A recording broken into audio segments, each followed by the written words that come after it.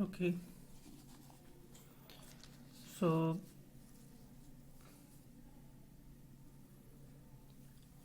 today we are going to teach a memory organization of 8086.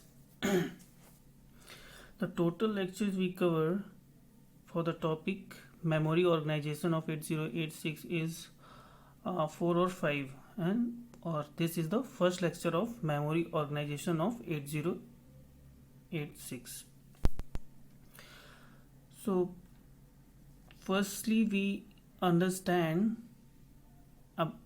the memory which is connected to our processor 8086. So memory जो हमने ये पढ़ा था पहले, हम मेमोरी के बारे में समझते हैं क्या है मेमोरी। हमने कहा था इसमें कितनी एड्रेस लाइन कितनी होती है, 20 बिट एड्रेस लाइन होती हैं, ये हम पढ़ चुके हैं।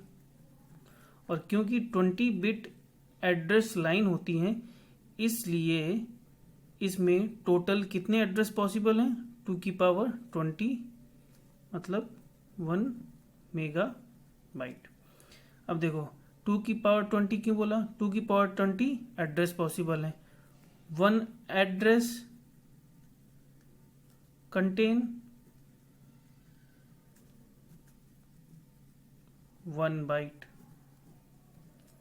so 2 की पावर 20 एड्रेस कंटेन 2 की power 20 byte equals 1 mega bite.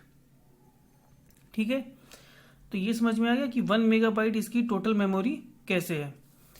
अच्छा, 8085 की तरह इसमें भी एक एड्रेस कितने बाइट को रिप्रेजेंट करता है, 1 बाइट को, 1 बाइट को या 8 बिट को। देखो 1 0 है ना, 0 1 2 3 4 5 6 7 0 to 7 8 बिट, ठीक है ना। 8 बिट या 1 बाइट को हमारा एक एड्रेस रिप्रेजेंट करता है।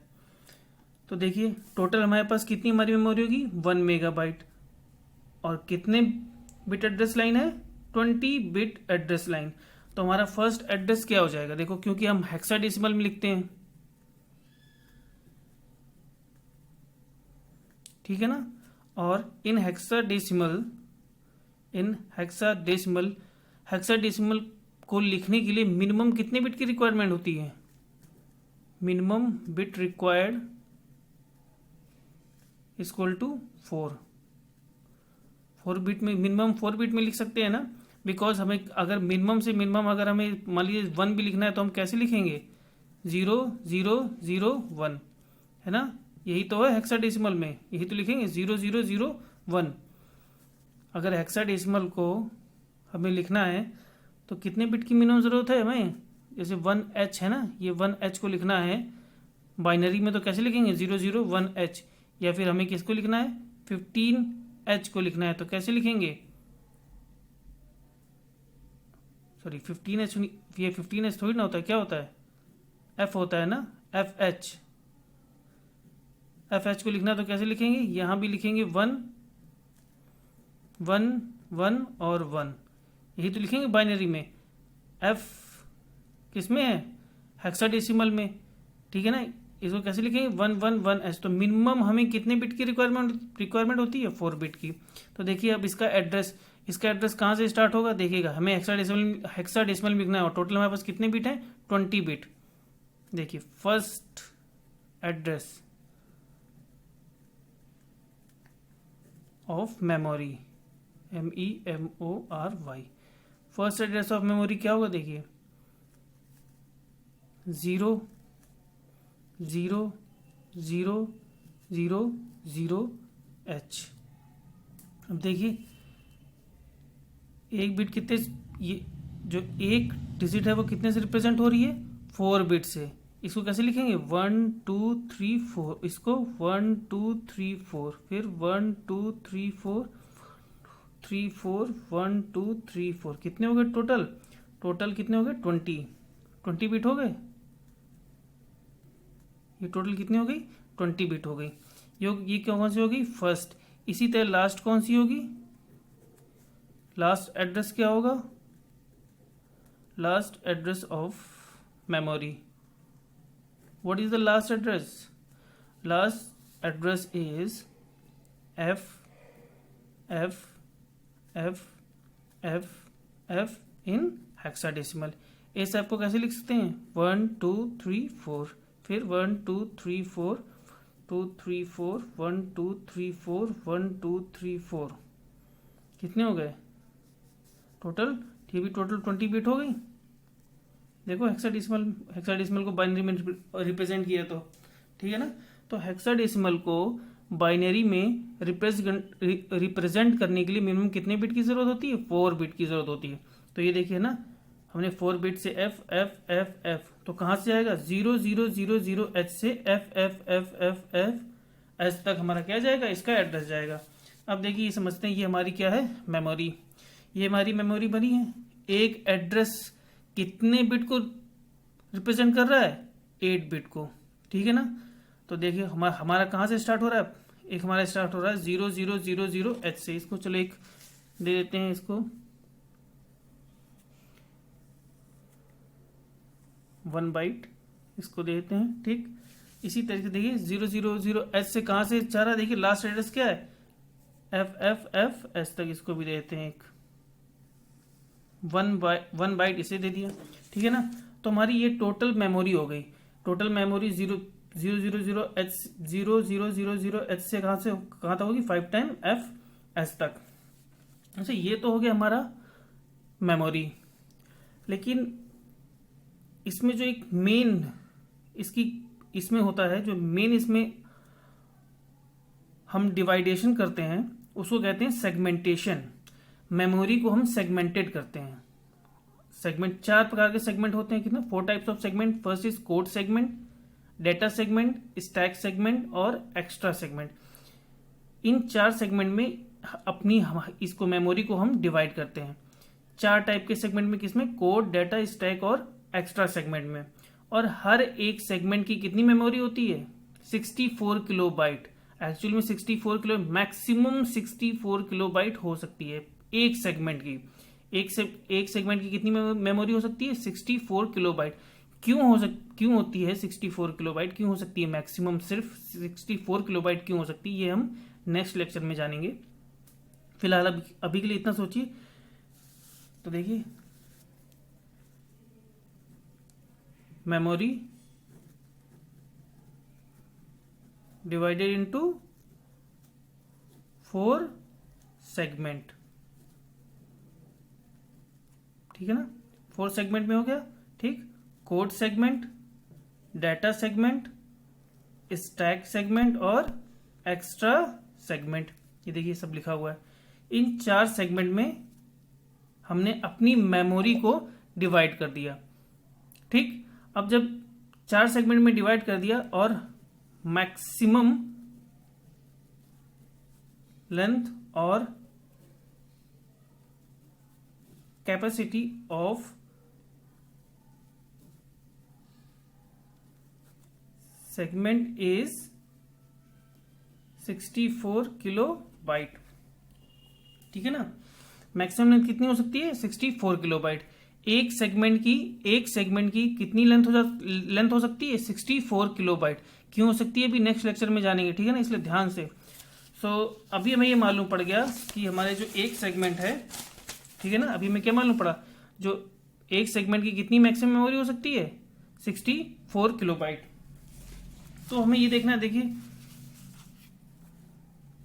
1 segment equal to 64 kilobyte. 64 kilobyte का मतलब कितना होता है, 2 की power 16 byte. Okay, so total memory कितनी है,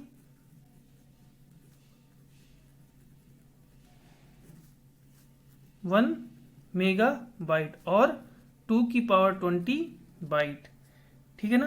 तो देखो, तो हमें ये देखना कितने सेगमेंट मैक्सिमम लेंथ के पॉसिबल हैं हमारी मेमोरी, मतलब कितने सेगमेंट में हम डिवाइड, मैक्सिमम कितने सेगमेंट कर सकते हैं इसके.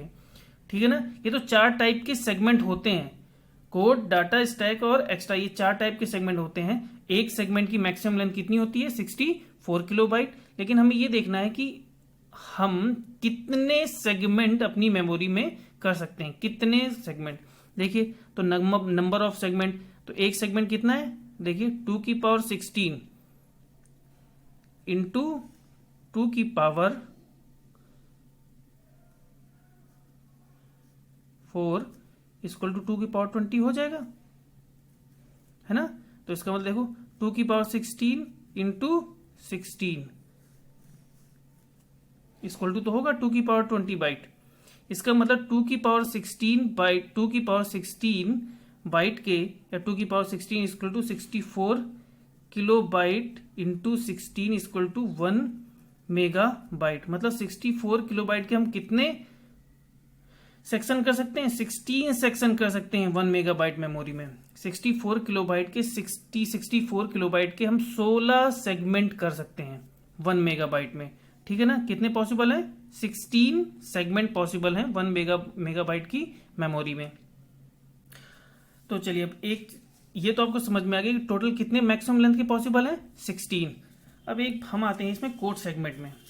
ये हमारे 4 सेगमेंट में हम डिवाइड किया जाता है, code segment, data segment, stack segment और एक्स्ट्रा सेगमेंट में।